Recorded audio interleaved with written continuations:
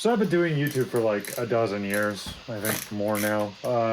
And I've noticed something over the years that the first 24 to 48 hours, I get a ton of my views right then in that first little chunk.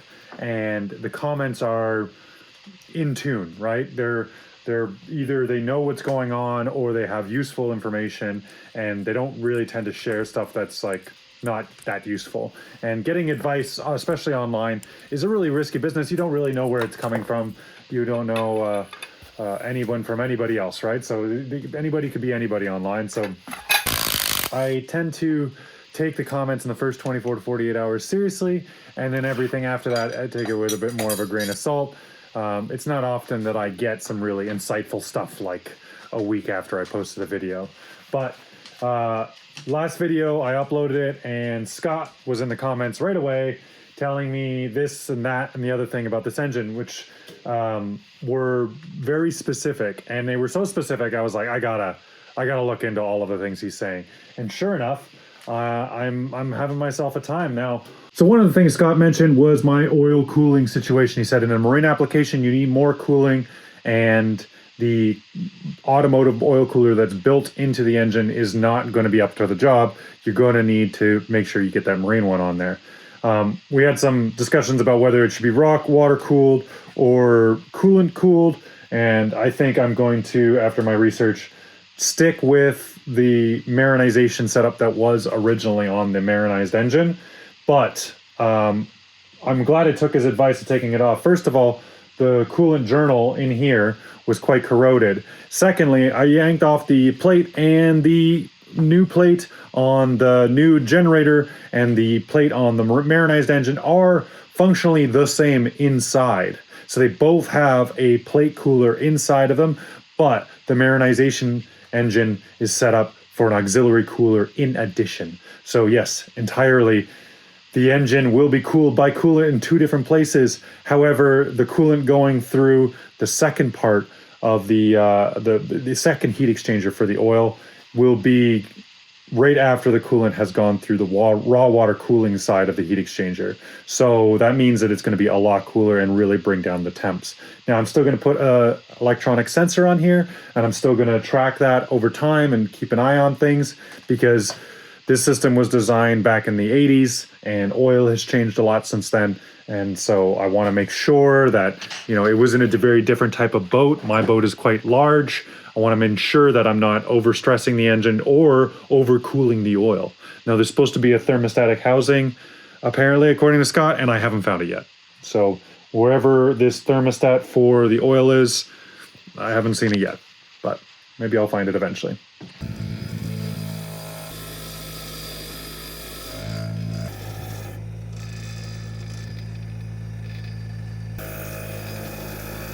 Okay, so we've got the marinized oil cooler apart, and I've been cleaning up all the components. This is the actual cooler that's inside the housing, and you can see just how thin and small that is. So that's just a 3-plate cooler. It's not going to be enough to handle the marine loads, as I can see now. So Scott was definitely right on that one. The collar that it needs to use, so the other one has a built-in collar, or a collar with a gasket in it. This one has a hose that connects the two sections, so you're able to kind of offset it a little bit. But you can see there's a ton of corrosion in there. So got my Dremel out here. We're going to carve out all of the impurities in that, and then I'm going to go take it to the TIG welder and see if I can patch this thing up, because it's not the automotive one. This is a different one, and I'm pretty sure it's not because it's a different year. I'm pretty sure this is just a specific marine one, and then it might be hard to get. I haven't Googled it yet, but I'm going to try welding it first. And if that doesn't work, I can always epoxy seal it too.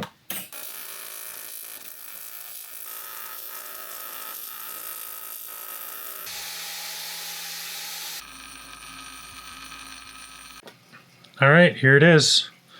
It's not factory perfect, but not bad. A little bit of welding, a little bit of grinding, and we got ourselves a new part.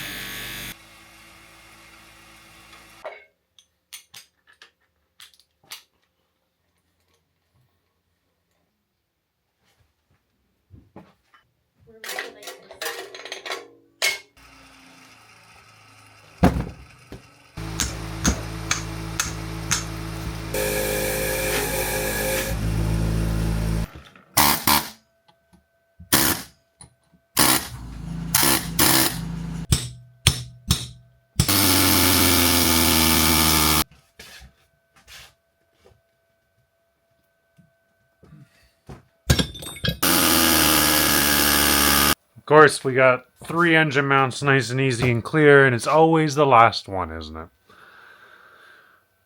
It's gonna be a long, long night.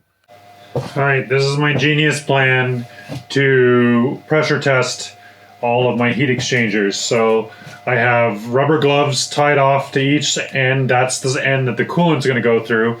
I have the oil side on one side capped off, and on the other side I have an air fitting for my air hose.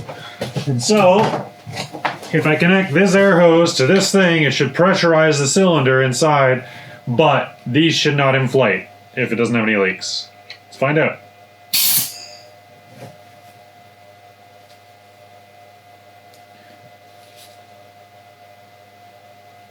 I guess I can leave it like that for a while. I mean, if it was bad, it would have done it really quickly. I can hear a leak, but I think it's... yeah, it's just my outlet here. Alright, well, I'll set this down for 20 minutes, and if I come back and there's any air in it, I'll know what's going on. Alright, we've performed our leak down test for the heat exchangers. There's no leaks for the oil or the transmission, but we have the main heat exchanger. Now, that's the only one that raw water goes through, so if it's gonna leak somewhere, it's gonna leak in there. There was quite a lot of green on this thing. Working at it for a while. We're gonna hit it with some chemicals here, but it's this hand brazed heat exchanger is actually factory made. The Chrysler marinization of this engine always came with this heat exchanger. Oh my god, how can I not get that off? Before we do the leak down test, we're gonna remove and check all of these zincs, which are gonna be, of course, all long gone. Look at that. Long gone.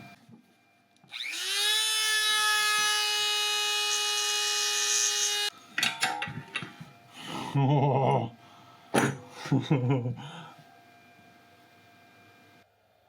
Well, this does not bode well. The bit I'm supposed to put the zinc into is so corroded, it took the bottom of the zinc fitting, and then now the nut on the outside is snapped. That's not great.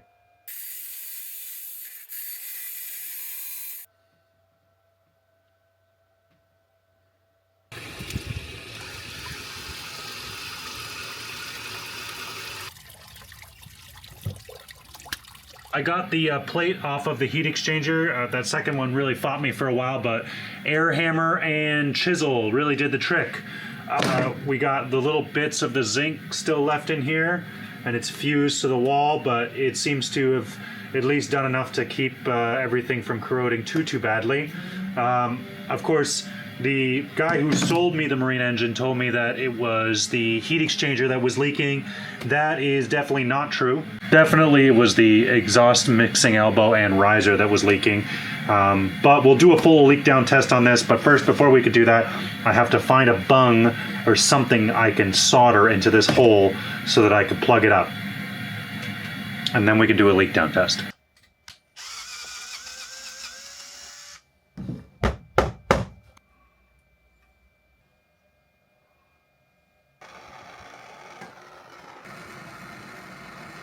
Okay, unfortunately, this is a big piece of copper, and copper conducts heat very well. So I'm having a hard time actually getting it hot enough. I'm gonna go hit it with a TIG welder.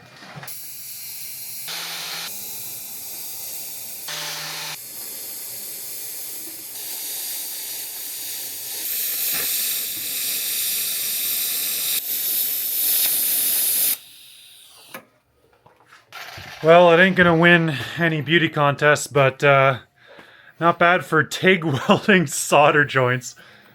And ISO canvas. What the oh, I know. I don't know anything. So it'll hold. All right, now we've got the parts cleaned. I've got the right parts changed over. I've got new gaskets on everything. I've got everything marinized and ready to roll. It's time to clean this thing up, prime it, and paint it. Now, before I do that, I want to do a couple little tests. I decided to go with KBS for my paint.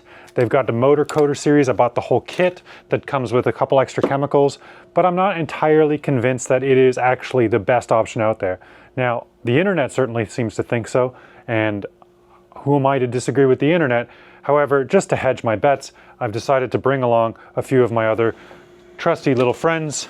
We've got some aluminum primer, we've got some Rust-Oleum primer, some Duplicolor, some Krylon primers, and I even have some Blue Steel over there because they have their own product, two of them here called Rust Blast and Rust Seal, and that is to deal with the parts that are rusty. Now I've wire wheeled them, but they still have some surface rust on them. And in order to get that completely sealed up and ready for primer, they suggest these two. And I've had a ton of luck with Blue Steel in the past, this stuff here, but we'll see which one works best. Let's get to testing.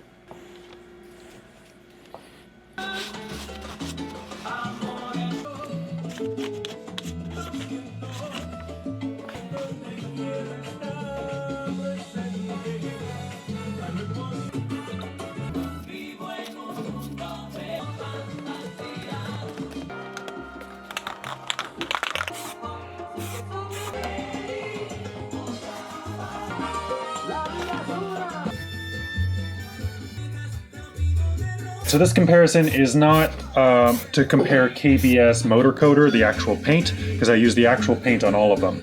But what I did do is I did the prep with Blue Steel and the 3-in-1 primer on these parts. So this is the not very rusty part. It looks good. There's nothing really of note there. I mean, you can see the cast iron roughness is definitely coming through.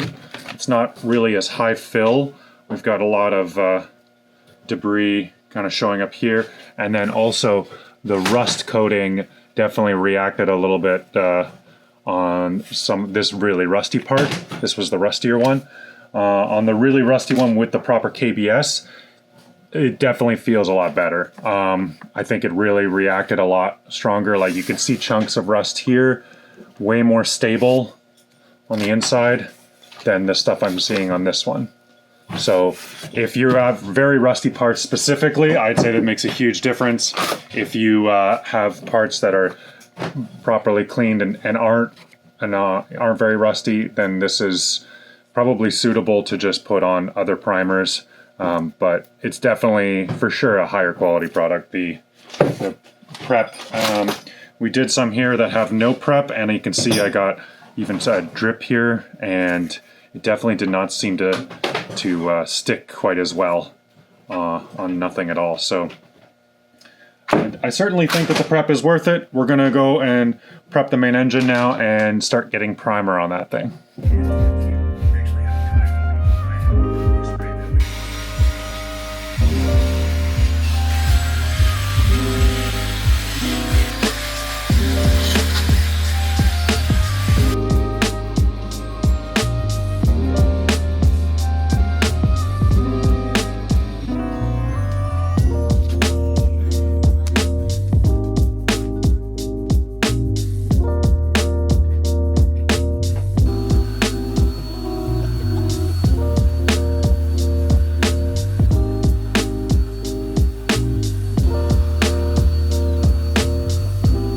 Okay, we got the primer on here. This kit came with the Rust Seal Paint Over Rust primer. This is step 3.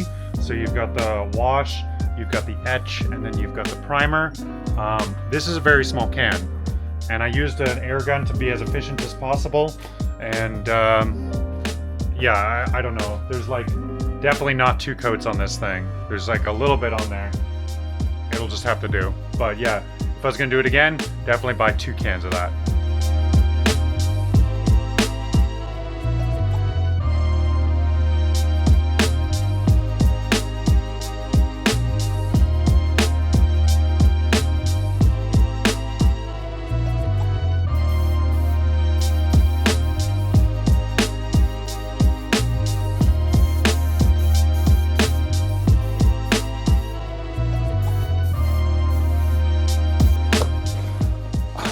Well, I'm really happy with that paint. It came out spectacular. It is what you call a high build paint, and I didn't really know what that meant in practice. Like I knew in theory that it just means that there's like a lot of material and it's gonna lay on thick. But what it actually really means in practice when you're putting it on is that the paint part of the paint is kind of thin. you know? Like I'm used to a spray can putting on a lot more color a lot quickly. This thing puts down the color pretty slowly, but there's a lot of material coming out of the nozzle. And so there's all these extra bits that are helping it level out, flatten out, and apparently it's a xylene based thinners on this, so it evaporates incredibly quickly, kind of like the varnish from Total Boat that we were using before. So it works really, really fast. I've already done one tiny bit of sanding, and I've gotten 2 coats on this thing, or 3 coats on this thing now. But I'm definitely gonna have a couple of touch-ups to do. I kind of feel like maybe I should have kept the oil filter and the starter motor off the engine and paint them separately, because it's kind of hard to get the chunks behind it. But then again, I would have been stuck with the injector pump, and there was no way I was painting the injector pump off the engine. So anyway, I'm very, very happy with it. We're still gonna go get the coolant hoses and get this thing flashed up and running before we install it in the engine bay, and we still have a lot of work to do on the engine bay and the engine mounts and getting all of that tickety-booed. But for now, this is where we're at, and we'll see you guys next Friday. Cheers.